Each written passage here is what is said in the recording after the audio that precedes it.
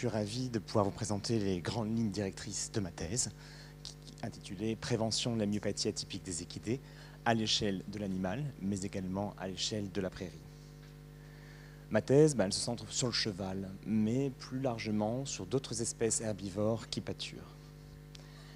La maladie étudiée, c'est la myopathie atypique des équidés. C'est une intoxication prairiale. Et à ce jour, 2 toxines sont incriminées, l'hypoglycine A et le méthylène cyclopylglycine.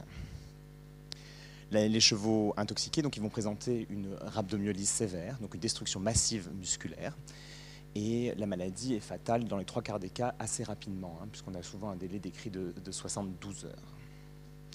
Dans nos régions européennes tempérées, les toxines sont principalement associées à un seul arbre, qui est l'érable sycomore.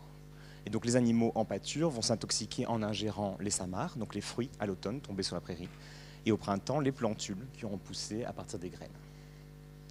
L'érable sycomore, donc, il est quasi partout maintenant en Europe, mais il est originaire d'Asie mineure. C'est un arbre qui a beaucoup de qualités. Il est esthétiquement beau, il produit un bois de qualité, il a une croissance très rapide, mais il a aussi une tendance invasive. Il est résistant à beaucoup de choses, à plusieurs qualités de sol, au vent, aux pollutions, aux températures estivales basses. Et ça fait que c'est un arbre que vous pourriez retrouver aussi bien dans nos forêts, en bord de route ou dans vos jardins. Absorbées, les toxines vont être métabolisées et elles vont inhiber la bêta-oxydation des acides gras. C'est ce qui fait qu'au niveau cellulaire, on va se retrouver avec une incapacité des cellules à utiliser les acides gras comme substrat énergétique. C'est cette déplétion en énergie qui va causer les destructions cellulaires sévères dont je vous ai parlé précédemment. En dehors de ces répercussions à l'échelle cellulaire, on va se retrouver avec l'accumulation des substrats de la bêta-oxydation.